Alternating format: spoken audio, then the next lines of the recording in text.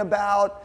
Here's a question I have. Is there anything that anybody maybe would feel like a comment on or anything like that?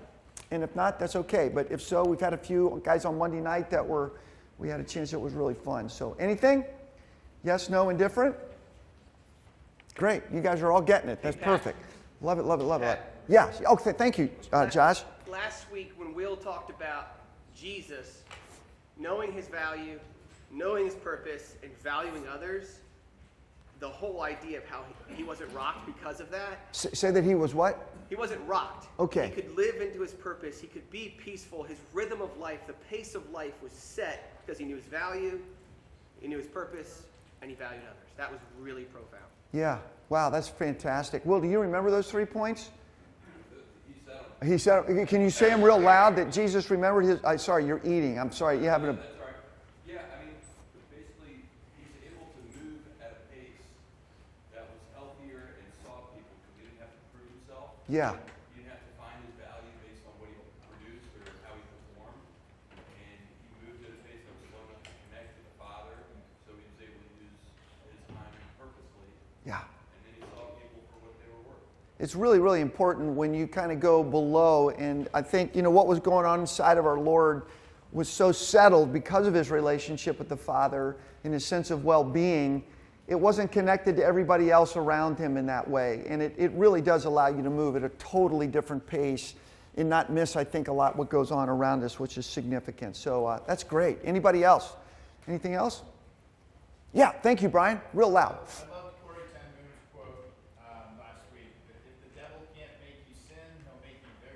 Yeah, if he can't make you sin, oh my gosh, he'll make you very, very busy. That is so powerful. You get it, right? And I think that that's true. It's funny in my own life, you guys know that I'm in this little change season right now, but not, guys have said, hey, Goody, have you retired? And I said, well, no, I'm only retiring in terms of, putting how we put food on the table, but not in terms of what I'm doing. And yet, I've allowed myself to say if I have a little more margin some days, it's okay. Do you see that? I'm having to tell myself that. Hey, Goody, if you have a little more margin, it's okay, right? It's okay. I'm having a conversation with myself. It's like myself is telling myself, and because you do get used to just moving at a pace that justifies one's existence, at least me. And somebody asked me in fact, yesterday morning, like, how are you doing? How's it going? I go like, it's a week old. So far, I don't know how it's going. But I can tell you, this is going to take me a little bit of time to release myself from feeling like I have to do stuff to justify my existence. It's kind of weird. Last week was very applicable for me. It was very, very, very, very helpful. Hey, so today we're going to take another jump, unless somebody else has something else. Do they? We're good? Okay, great. I want to read just a quick little thing with you guys and what we're going to kind of get on. You have pop out there. It says, so think about this with me. Can you think of a time, I'm sure you can, that when you've made assumptions about what someone else was thinking or did? Can you ever think of a time when you made some assumptions about what someone else was thinking or did? Or maybe you projected your desires and your expectations onto somebody else. Now, they don't know that you're doing this, but you did. And your desires or expectations became something that you felt they needed to do or be doing. Or was there a lack of clarity in a conversation, and instead of going for more clarity, you just kind of drew your own conclusions about what was going on or should go on? Does any of this ring a bell of anything that maybe has ever occurred in a relationship, in a marriage, in something going on with your kids, in something with the coworker? Does that ring a bell in any way, shape, or form? Jimmy and I call that assumicide. I like that. Eric said in their marriage counseling, they call that assumicide. I think that's really good. There's a word, how they do, the word assume, that when you assume, you actually make a ass out of you and me. You know what I mean? But I want to ask us again, so when you think of this, we can leave this up there, Josh, for a minute. Just to talk about this for a minute, how did it turn out when these things occur? What was maybe the real source of tension, or what maybe was being conveyed consciously or unconsciously when we make assumptions or have expectations or don't really fight for clarity. Can we just maybe share for a minute how things turn out? What tends to be the source of tension when it arises because of this? And what gets conveyed, sometimes?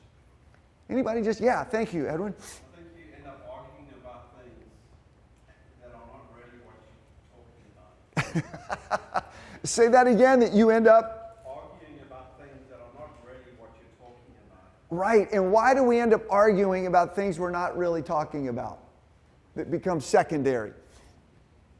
Can you think of why that, this happens, doesn't it? Not your same beliefs. Say that again? Not your same beliefs. Well, you certainly don't have the same beliefs. Yeah, that's a great, and we don't take time to maybe state the beliefs. We're just fighting about the beliefs. Do you see the distinction? Say some more about, Brian. Well, you end up reacting to reactions. Have you ever experienced that? Is that from personal? Yeah. With my kids, reacting to their reactions, even though, like, the original thing that we're talking about is not even being talked about anymore. Now it's just, how dare you disrespect me in that way? And now I'm going to treat disrespect with more parenting, and it's like this horrible spiral. And the older they get, the worse it gets too, right? Because now, sometimes when we make assumptions or have expectations and we realize we're not on the same page, and people can sometimes feel slighted or misunderstood, and then we're kind of battling about the fact that I feel slighted and misunderstood, and you didn't take the time to really understand me or see me or get into my world a little bit. Yeah, but you didn't. Do you see where this goes a little bit? How about some more? Thank you, Sean. Then we'll go right here, Jim. Sometimes you get worked up over something that's not even true. Oh, wow. So you get worked up over things that are not even true. Have you had an illustration of that? Yeah, well, like I know, like this most recent time I went to go visit my sister. She's not an easy person to get along with. So my whole ride down there, I'm making this assumption of like, I know how this is gonna go, blah blah blah blah. And when I got there, it was the best time I've had with my sister. We had a really good time. Did you ask her what was wrong with her? Did you guys hear that in the back? The song, okay. So you literally. It wasn't even true. I was pressing for 8 hours on this drive about something that didn't even happen. Wow, interesting. I love it. Jim, are you going to say something? I think a lot of times when you do this, you very quickly jump into a defensive mode. So you're defending whatever you thought, was the issue, as opposed to maybe stepping back a little bit and listening a little bit more. So you make assumptions based on stuff you don't know, and you can get riled up instead of stepping back and listening a little bit better. Is that what you're saying? To what's that? You immediately jump into a defensive mode as opposed to, again, trying to clarify something, but the defensive mode can have you in more of a reactionary mode as well. Okay. So you're reacting to things that, just step back for a couple seconds, it might have played out a lot differently. Wow. Would you guys agree that understanding takes a lot of work? Yep. I mean, now, you can say that on, maybe let's all just, in our mind, if we can right now, let's picture one person that you really value in your life. And I'm assuming if that person, if you've known them or had a relationship with them for any length of time, maybe there have been some moments of you weren't totally seeing eye to eye. And it takes a little bit of effort to stay, and I'll give you an illustration. Like this past week, my dear wife of 47 plus years and I came home from this beautiful thing called church. And we were sitting there and we were chatting. And the chat went somewhere that realized, man, there's some more layers to this than I had anticipated. And vice versa with her. And after the chat was over, I would say that the emotional temperature in the room was not warm. It wasn't hostile, but we weren't, emotionally, I didn't feel very connected. Does that make sense? And you start thinking about, man, what happened? And it's kind of in this thing. Well, this didn't end that day. 2 days later, at dinner, we're still talking about this. And here's what I'm saying. We were at this level, but we had made some expectations and assumptions that stopped at this level. And then another conversation got us way down here. And it was wild to think about. We could be married this long, and we still had to go deeper to get on the same page about something that I thought, we both had thought that we had solved. And some new insights came up. That was what was really wild. It was like, whoa. But I was tempted along the way to bail a few times and to just stop the thing, have some bad feelings, because one of the things we're going to talk about in a little bit, little unsolved differences in these realms that don't get finished, they don't disappear. They get built up. And when one adds to another over time, it creates crazy. You know this. There are relationships that start really, really well. It's fantastic. 10 years down the road, I've done weddings. Fortunately, all of them have, not all of them. We haven't gotten everybody to the finish line. Most of them are still hanging in there. But I'm telling you, I've seen people who start out like, oh my gosh, I will love you till the end of time. And it's like, yeah, you're supposed to say that now. You do feel that now. That's wonderful now. And these vows that you're saying right now are really not for now.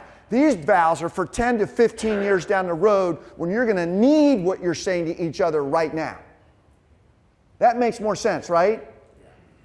It's like, I'll love you. And I was like, so, yeah, till death. And it's like, dude, you're not dying anytime soon. You're good to go for a while, sickness and health and all. Yeah, you don't have any kids yet. Everything's great, I just want to know when all hell's breaking loose and it's crazy and there's financial tension and you got this going on and this going on. I want to know. You remember this? Yeah, but I didn't know it was going to feel like this. And you have all these ideas or whatever, but I'm just telling you, these things add up. I want to draw you a little illustration, then I want to read a few scriptures and we'll have some time around the table. Does that sound good? One of the things I learned, I don't know where I learned this, probably I learned it from Becker somewhere, probably. But, we all have expectations, and then there's reality. You guys know what I mean by that? There's expectations or assumptions that we make, and then there's actually what actually happens, or reality, right? And do you know when you tend to find out people's expectations and assumptions? Exactly.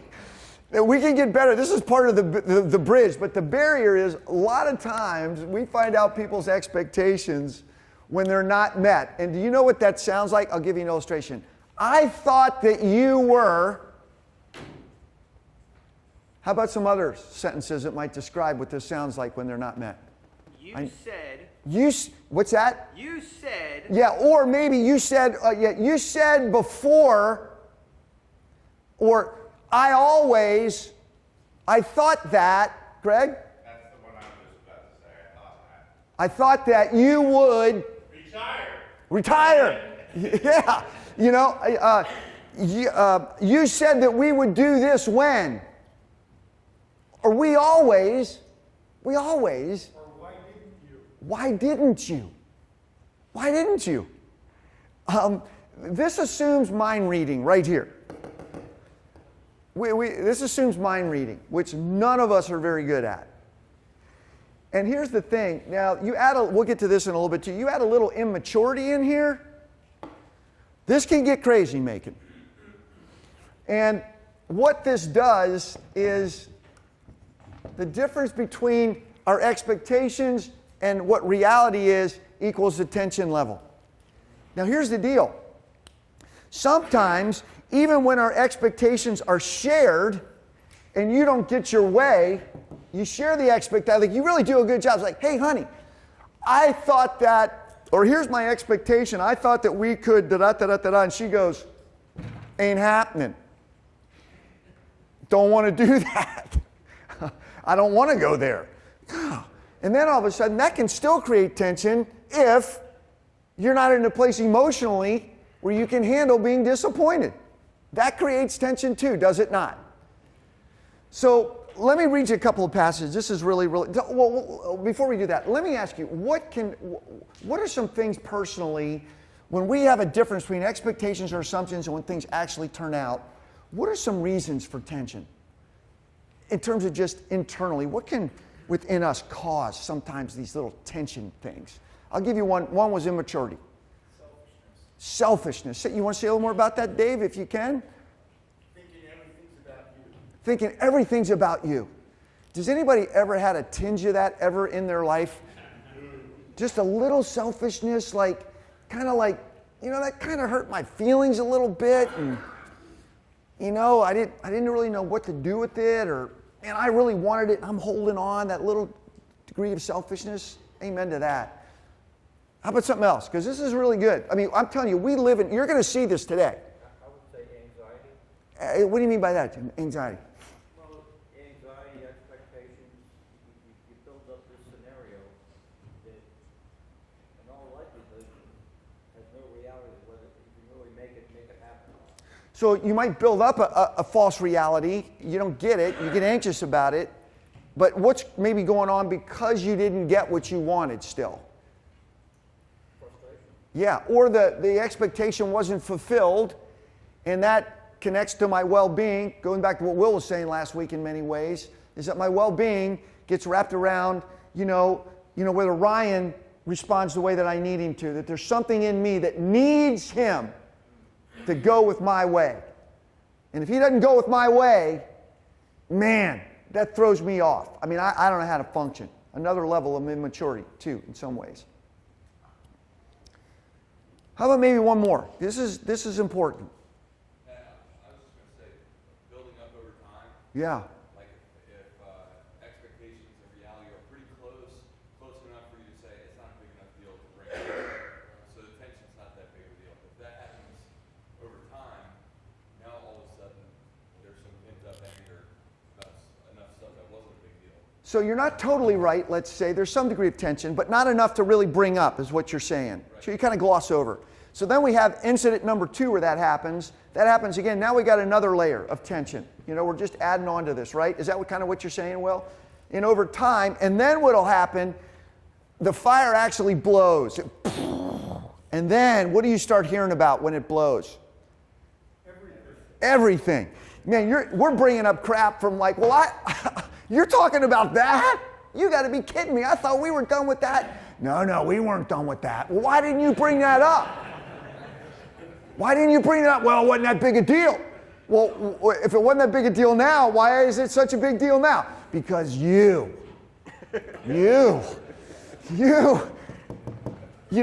it's really intriguing even in this where we've talked about this fundamental attribution theory. You guys have heard of that before.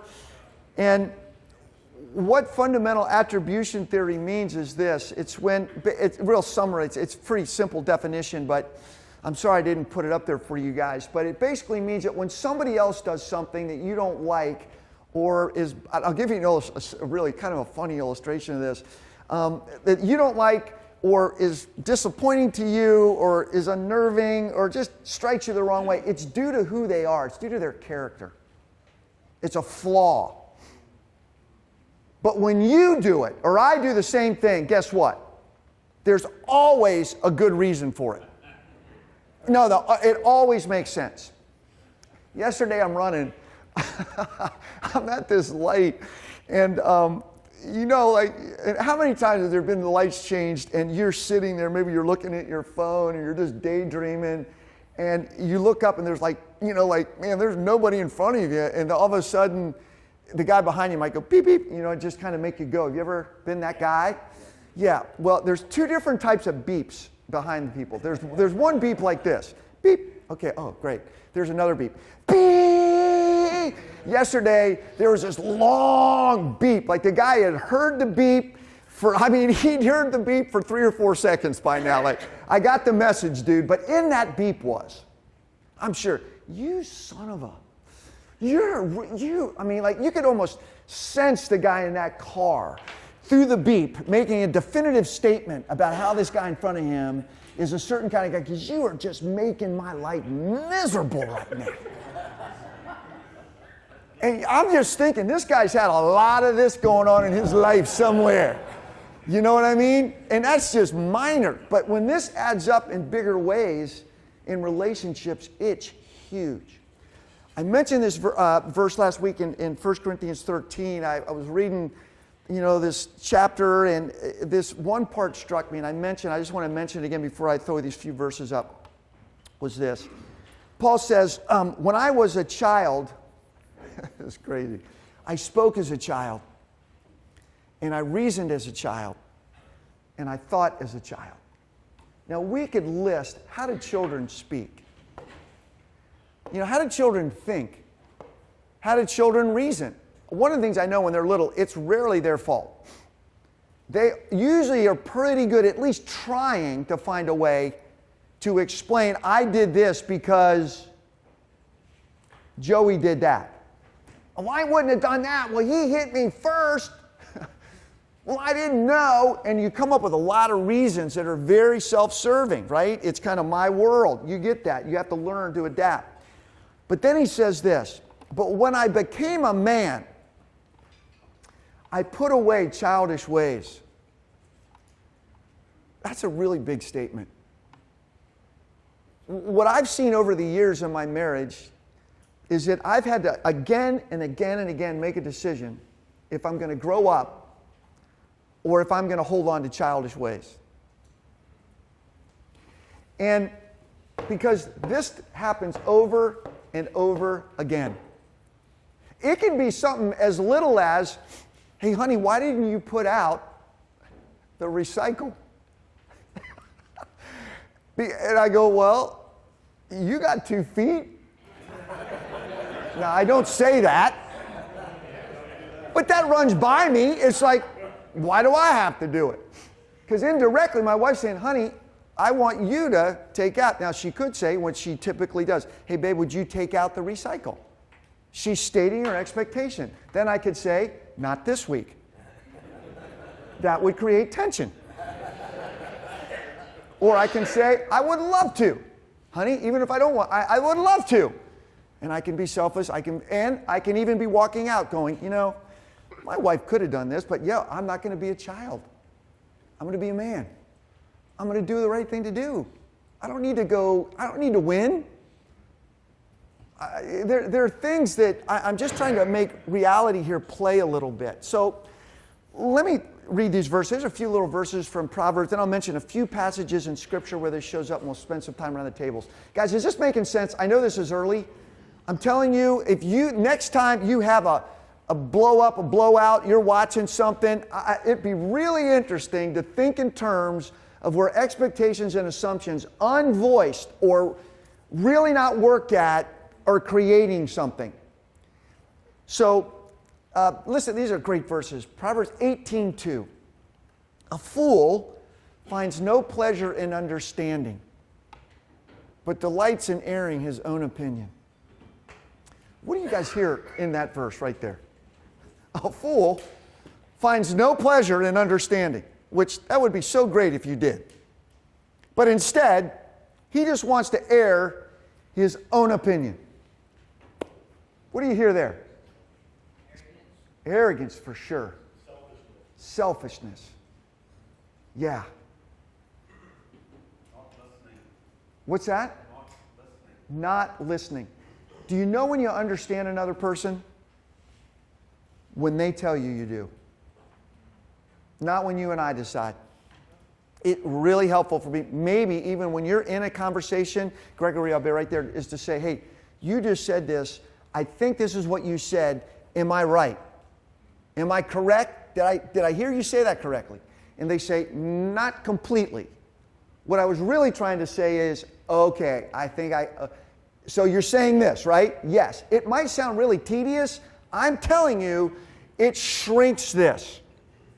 Listening is nothing more than sometimes just gathering words while you're coming up with what you're going to say, to respond to something that you haven't fully understood yet.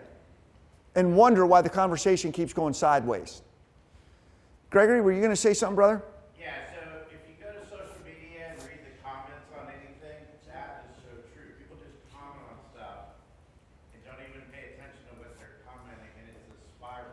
So you now even see it in social media. Listen, think about, okay, that's social media, our own relationship. Think about it on a macro level, on a world level. Like, I'm not trying to be simplistic here, but think about this.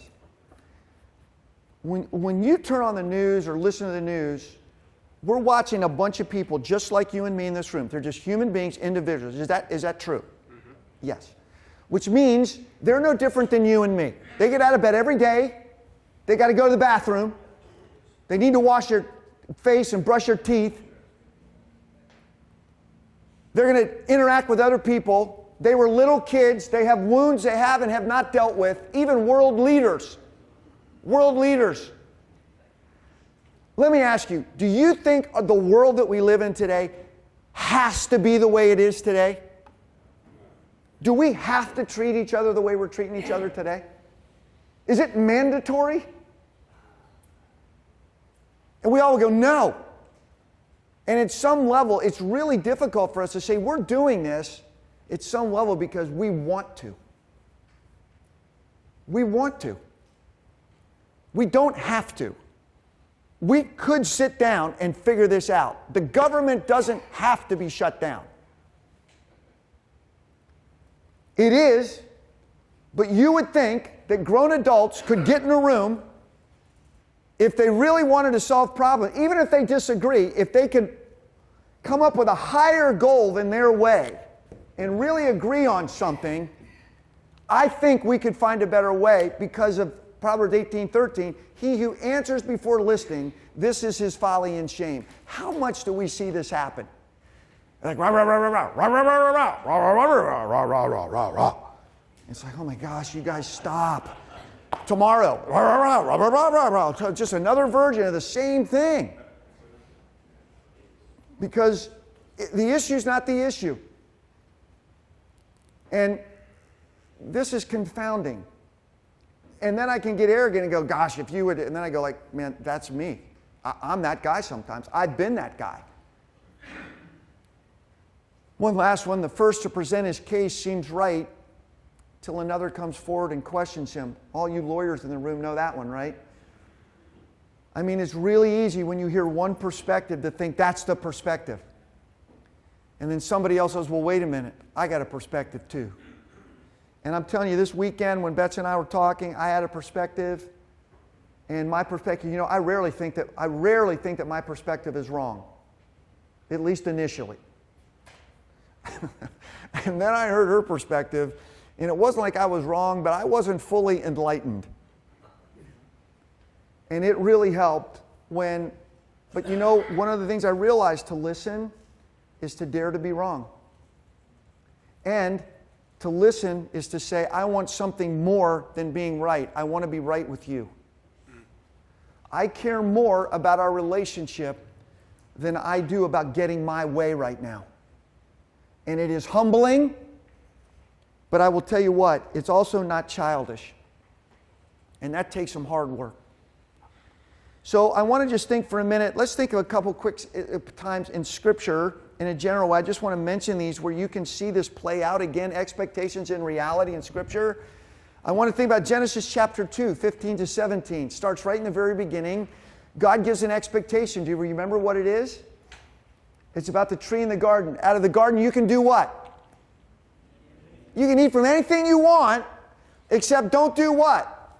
That one, we're not going to have time to get into all that. Or this is going to be, what's going to happen. Creates expectation. We came up with another reality, which is, I want to be autonomous, God. I want to have my own self-law. I'm going to be a law unto myself.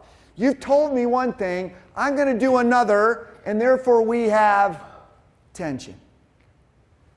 God didn't quit on us, obviously. The 10 Commandments, you hear it in Exodus chapter 20, verses 1 to 17. These aren't the 10 strong suggestions. They're amazing, but they are expectations, I think, that God has of humanity that are unbelievably blessed. It brings blessing when we conform to that. Like, take any one of those out. Tell me any one of the 10 quote commandments, you hear the word command, sometimes people can get jacked up, feeling like it's legalistic, it's not, no. Like, thou shalt not murder, is that a bad thing? No, it's a good thing not to do that. These are amazing. But when we go against these things, and you see it in our culture all the time, lying, unfaithfulness, murder, all comes from not treating God as God. This is amazing, the chaos that gets created in these realities. Here's another one, Daniel chapter 3, 4-6. Some of you might remember these three guys, Shadrach, Meshach, and Abednego. Do you remember what they were told? Bow down to who? Yeah, Nebuchadnezzar, right? And whenever they heard the music play, they were to bow down, and that was really intriguing. Do you remember what they said? And because they were told, listen, if you don't bow down, you're going in a fire. They said, bring it, basically. Here's what they said. They go, listen, we just want you to know that we know that our God is able to save, but even if He doesn't, you need to know this. We know your expectation. Here's the reality. We're not going to bow down. That creates some tension. Even when the expectations and reality were known, they were willing to live with it. They stood up, they right-sized stuff, and they lived in it. Here's another one. Mark chapter 6, 1-6. Jesus goes to His own hometown, and they want Him to do some things, don't they? They have expectations. And yet they start saying some things about Him, and Jesus says this, that a prophet gets no honor in his own hometown. Not too much longer after that, Mark chapter 10, His disciples, verses 35 and 40, they begin to ask, they have an expectation of what? They say, who's the greatest? We want to know if we can sit on your right and your... And Jesus says what? Oh, that's a great idea. No. He right-sizes reality. No, that's not for you. That's prepared for someone else. Yeah. So let's just shrink that down so you guys are clear about that. How about Mark chapter 14 with Peter? Jesus, so crazy. He goes, the evil one's asked to sift you like wheat. But when you've come back, and if you're going to come back, what's that mean? That you've fallen away. And he goes, I'm going to pray for you, and some things are going to happen, Peter, but when you come back, and he goes, Lord, listen, I don't know, everyone else can fall away, but not me. And then Jesus says, but no, Peter, what's going to happen? Here's what's going to happen. You're going to deny me 3 times. Yeah, that's reality. And man, that creates some tension. We could go on and on and on in Scripture. We see this in these dynamics of relationships.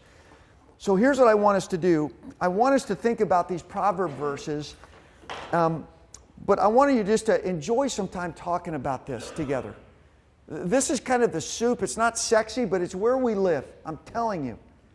I can only tell you my own relationships, even with my kids, the guys that I sit and meet with and talk with, this kind of stuff and clarity is all the time. Eric, would you agree? 100%. Yeah.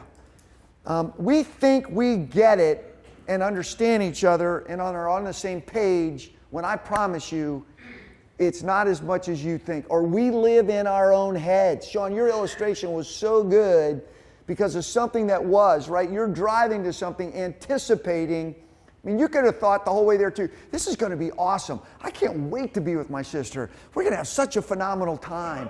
But something had gotten in your head that was real, true, but you had lived in a different way and wasted probably a lot of emotional energy at some point too, correct? Yeah. So anyway, let's take some time, enjoy this, and then we'll come back in a little bit and I will put a few things together on building some bridges. All right? Great. Enjoy this time around the table.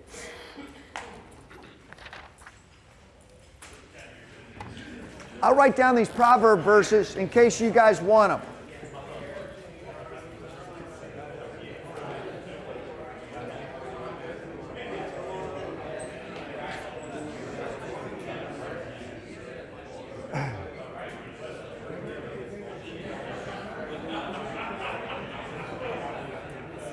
Hey, here's the proverb verses if you need them. Let's try to reel it in, fellas. Here we go. Dong, dong, dong, dong, dong. Here we go.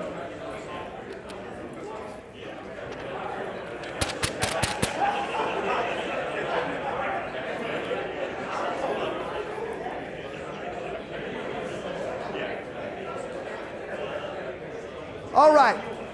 Hey, Scotty. Let's try to put a little, you all right back there, Steve? Good? Great. Good? Good? Hey, I want to, in the time we have left, I want to try to help us coach each other a little bit in this.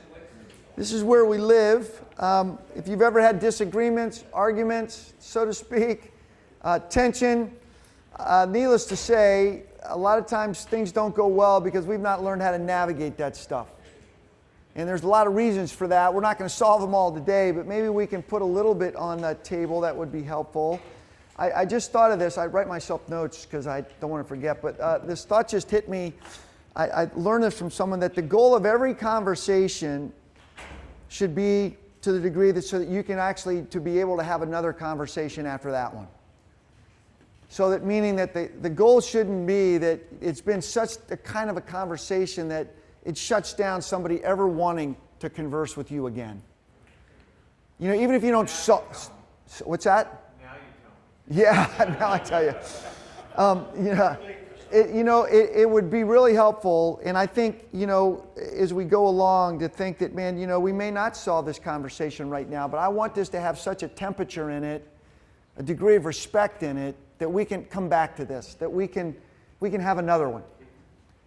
And I think sometimes that's not always the case. So, hey, let's do this, particularly this last one. What have you guys found has been helpful in your own experience in terms of just navigating this expectation, assumption, tension, reality, and things don't always match up, or when you just feel like, oh my gosh, like we're at odds right now for whatever, and I'm sure it's in this realm of not understanding for whatever reason.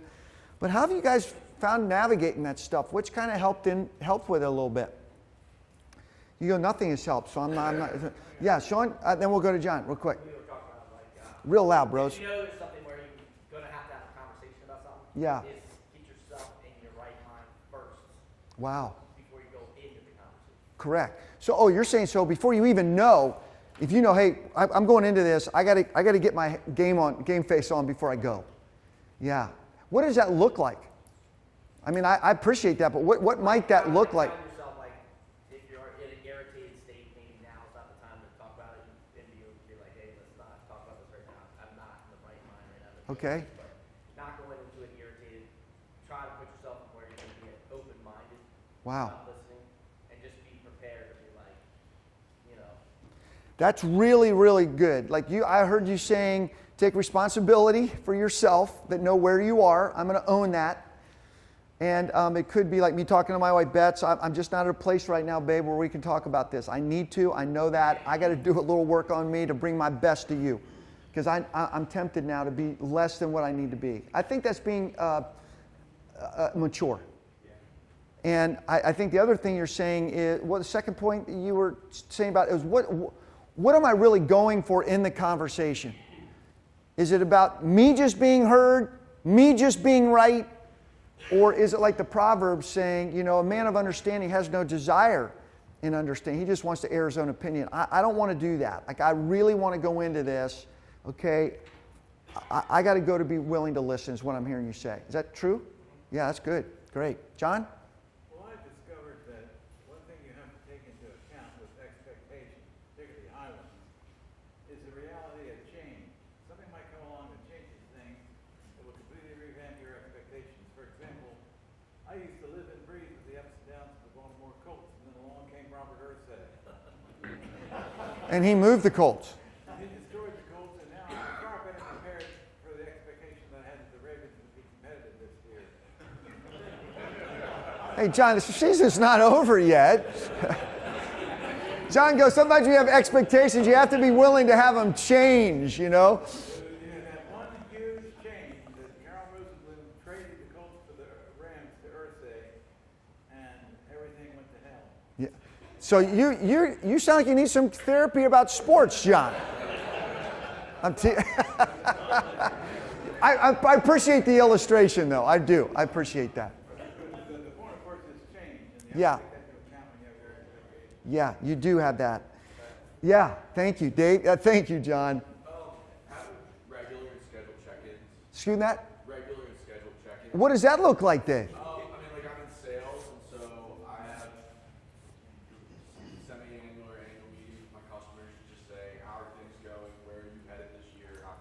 Oh, that's good.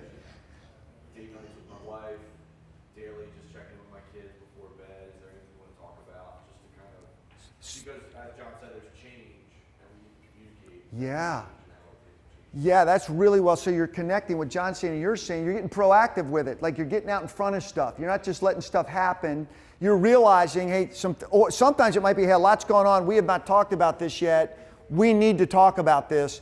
Can we schedule a time? Or maybe even with your kids, you know they've experienced something that you need to talk to them about. And so you're going to be very intentional about that. That's really, really good. I think that's a tremendous idea. Tremendous idea. Yeah, Aaron? And then Eric. I think about, you talk about desires, and like, do I really desire to revisit this conversation with this person? Yes. And can I have a real long-term perspective, not just today or next year, but maybe eternal perspective? And at the table they talked about, we can also pray for a spirit of curiosity and taking an interest Love in it. that person to go beyond just what we see on the outside with their behaviors perhaps, and down to what their beliefs are, so that we can You know, that is so great. That word curiosity is, I heard a guy say once, he goes, you know, when you see that there's tension, instead of being accusatory, get curious. I went like, whoa, say that again. He goes, instead of being accusatory, get curious, meaning assume you don't know everything. And then, in fact, the little phrase that's come to me is like this: assume the best, ask questions. Assume the best, ask questions. Instead of assuming the worst, fundamental attribution theory, there's no questions to be asked because I know. You don't know. You don't know what you don't know. I don't know what I don't know. Assume the best, ask questions. That's really, really good. Again, this all goes into with the Proverbs. If you just think about what the Proverbs are saying, there is another opinion. Do we value it enough? Eric? Yeah, I see a lot of this expectation-reality gap happen when couples go away on a vacation. Wow. And they're both excited about going on vacation, but for different reasons. And so it's really good, as you're on the way to the vacation, to say, what are 3 things that you want to see happen on this vacation? That's good. Because I want to make sure you get that. And then she says, what are 3 things that you want to make this vacation good? And she makes sure I get those. Then you have a better chance of having the great vacation as opposed to coming back saying, all we did was whatever happened and she did, whatever. So. Man, that's really good. That's happened on our vacation more than once, and we had that discussion. It's changed how we've even gone away with that. You know, I think I mentioned this to you guys. Some of you may even have grown kids, and honestly, when our kids were gone for a while, we were relating to our kids, and we love our kids. We have communication with our kids, but I didn't really know what they needed from me as a dad at that stage. I'd never been a dad of kids that were grown adults and married. I didn't know. So I'm sitting there living in my own head. So I thought, I guess I could ask my kids. So I literally went to them. I said, hey, Mom and I would love you to counsel us on what it means to be a parent in your life at this stage of your life. Like, what do you need? Like, or maybe what do you expect, so that we can figure out, can we do that? Do we want to do that or whatever? And it was amazing because I could load up the freight train, on what I think. What they asked was like nothing. It was so simple. And they just said, Mom and Dad, we just want you to just keep doing what you're doing. Like, just call us, tell us what you're learning. Just include us the way you still do. It wasn't like send us this, do this, make sure you call. It was very interesting. So I don't know. I think sometimes I thought, gosh, why hadn't I asked that before? Like, it's okay to ask what you don't know. So these are all really, really good insights. And I'd say take what you're getting if you're hearing some stuff. I like that idea of positive tension, of healthy tension Yeah. in a relationship. It's almost like respect.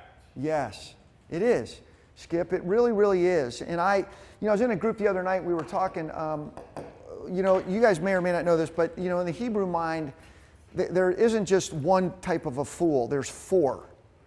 In our language, we have one word. If somebody calls you a fool, you go, well, that's infuriating, But if you were in a first century or prior to that mind, and Ken would go, Goody, you're a fool. I would probably go, what kind are we talking about? You know, like, because there is a difference. But one type of a fool is the word kesel or ewil or kesel. And here's what it means. This is the kind of fool that's calcified. They're hard-headed. They're stubborn. And in turn, they become self-destructive. And they destruct the things around them. In essence, they won't listen. I think this can happen in relationships. When you get stubborn and set in your ways, and you get calcified, and you become hard-headed, it probably means you're also hard-hearted before you're hard-headed. You will be destructive. And I just think that one of the things that as we navigate in this realm of relationships, we've got to learn to own and declare what we're sensing and feeling and fight for clarity. It doesn't come, and you got to ask for it. You got to ask for clarity, you've got to offer it, and you got to fight for it. And I'm just telling you, if you don't, it won't work, and you'll experience tension you don't need to do. And then sometimes it gets self-protective. We just harden our hearts, harden our minds, blow people off, and move on to the next gig. And, you know, I know this. As far as it's up to me, Paul talks about in Romans 12, I want to be right with all men. As far as it's up to me. I can't control John, but I can certainly control how I treat John and how I respect John and the dignity that I want to have when I talk to John. And I think some of these comments about being proactive, getting out ahead of stuff, thinking about things, these are just little habits that really, really matter. Yeah, Steve. So I was going to use the exact same example that Eric said about vacations, because we had a dozen vacations that did not meet expectation. And somewhere along the line, I realized, you know, we could actually have a conversation before we left.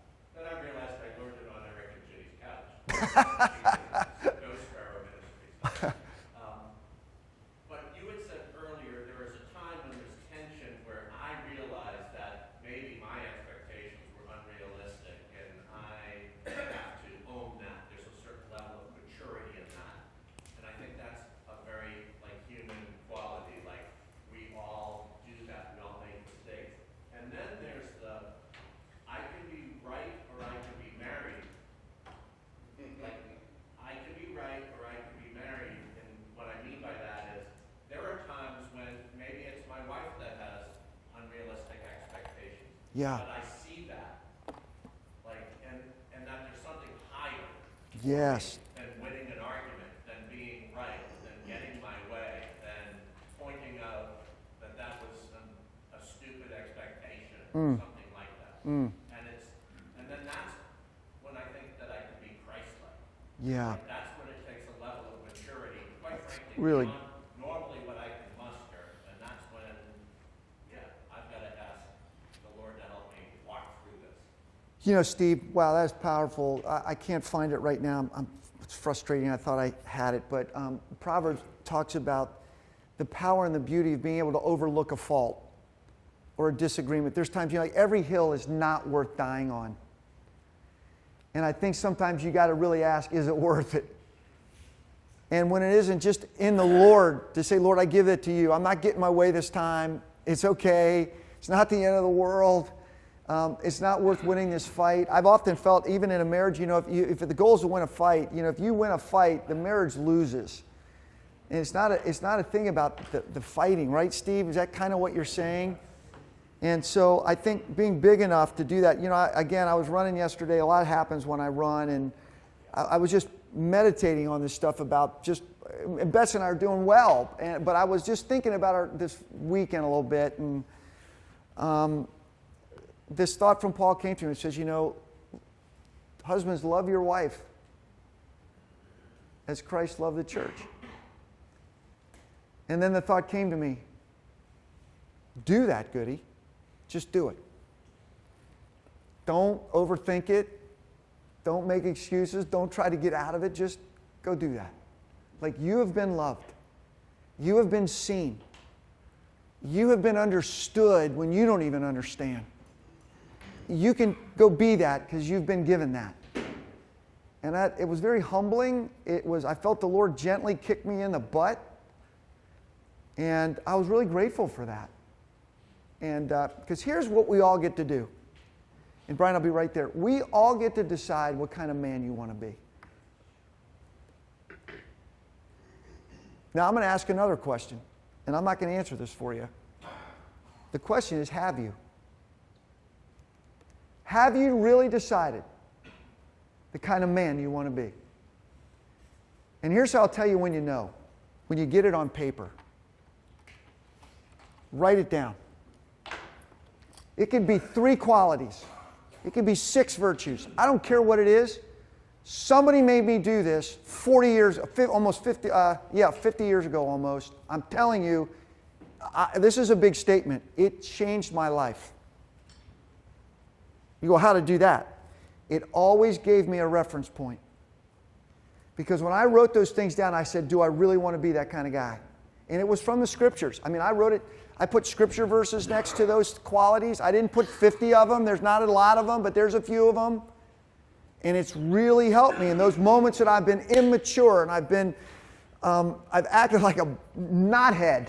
I've gone back and I've said, Goody, look, you wrote this down. Like, do you want to be this kind of man, a humble man? Because that's one of my things. I want to be a man of humility.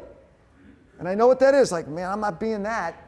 Well, maybe I don't want to be that. I do want to be that. Well, then be that with the Lord. It's not going to cost you anything really, but your ego a little bit, which could use a little bit of body and fender work right now, you know? So it's, it's not the worst thing in the world to not always get your way. So I'm just telling you, like, when you start putting that footer in the ground, it changes stuff. Brian, you were going to say something, brother. Yeah, just kind of was thinking about a podcast that I listen to for those guys in this room that like podcasts. If you listen to Diary of a CEO. Diary of Diary of a CEO is a big podcast. Jefferson Fisher is the most followed trial lawyer in the U.S. Wow. And he talks about being a 10 out of 10 communicator, which is impossible to do. But he talks about avoiding the first conversation in an argument and going right to the second one. See, he said, it kind of reminds me of what Steve was saying. It's like you can actually win the argument and lose the relationship. Yes. So if you win, if you start out to win, you can win, but you lose the relationship in it. So then at our table, all of our guys are so scared away from this conversation. At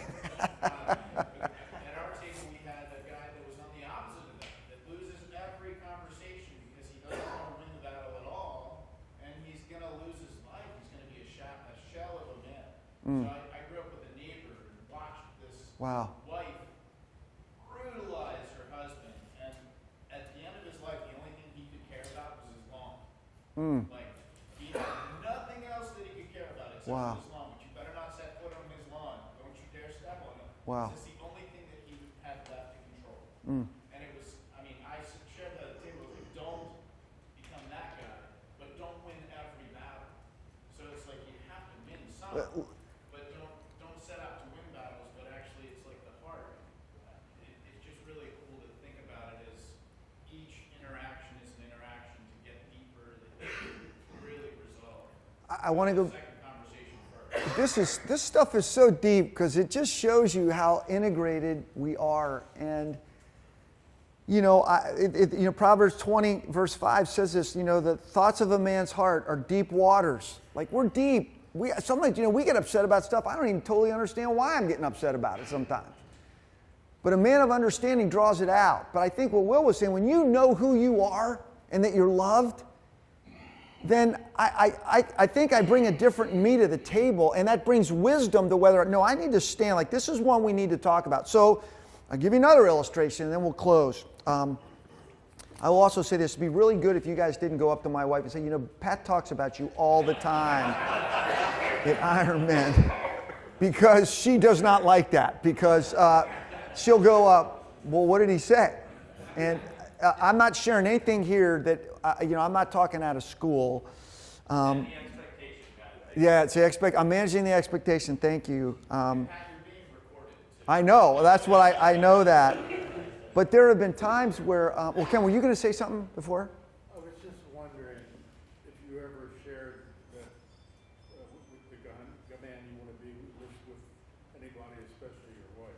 Oh, yeah. Betsy has seen that, and I have, yeah. And I don't share it a lot because I don't want my list to feel like somebody else's list. It's a document that I took 40 years to make, and it was like on napkins. I'd get an idea and along the way, and I'm writing it down, and then I finally put it on my computer. It looks really nice, and you would have thought I went away somewhere and bought it. No. It was like through the trials and errors of my life and mistakes and everything else. But let me talk to you about this Fighting for Clarity illustration, and then we'll pray. Has this been helpful today? Yeah. I know. So I've done this too. There have been times, where as we grow up in our life, depending on, this is where we said in the first few weeks, the story you live in is the story you live out, and how well do you understand your story? And you think you get it until you're in a relationship that causes you to react some way, and you go like, where'd that come from? And you realize, man, that came from my story. Like, I did it. So, my sweet wife grew up in New England, and God bless her, she, her parents got divorced when she was in her, she was 13, private school, a lot of education was a big deal. Her dad was Harvard educated guy, great guy, but he just emotionally had nothing to give.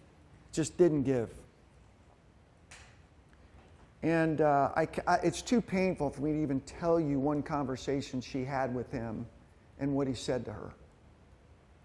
I mean, when she told me, I got so angry at him, and he's dead. And I had to release it and ask the Lord's forgiveness. And then I realized he has a story. And he's repeating his story, but now it's shrapnel's on her. And she's dealt with this. But so sometimes when we get into it, sometimes from a deep place, a statement will be made. And the last thing Betsy would ever want to do would be to hurt me. She's not that kind of person. But sometimes that statement from a deep place has made me say, babe, can we stop right now? I need to fight for clarity. Did you really mean what you just said? I need you to think about what you just said. And if it's true, and you meant it, that's okay, then this conversation probably needs to go in another direction. But I need to know, did you really mean that? To which she said, no, I didn't really mean that way. Now, do you see where it could have gone if I didn't ask that question? What that would have done to me, what I could have chosen to do, how I could have reacted, how I could have become stubborn or maybe calcified or self-protective or whatever. And you know what? She didn't mean it. It was, and the beautiful thing is in the conversation, we together, I can go, God, this gets so emotional, man. I can go to that painful place with her.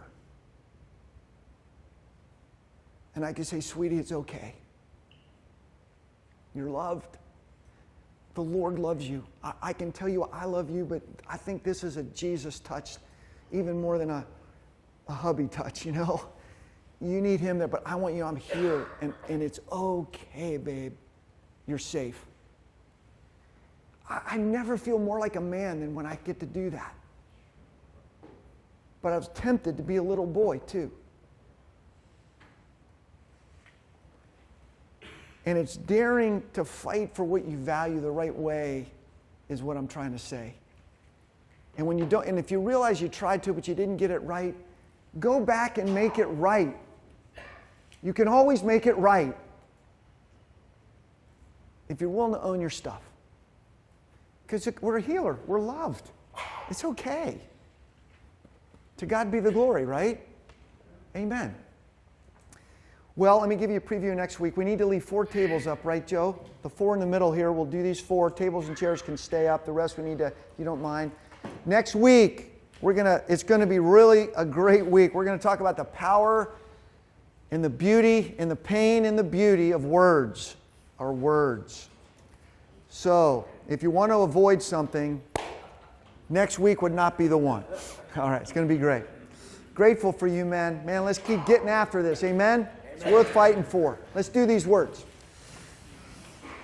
Oh, Colossians 3, 12 to 13. Therefore, as God's chosen people, holy and dearly loved, clothe yourselves with compassion, kindness, humility, gentleness, and patience. Bear with each other and forgive one another.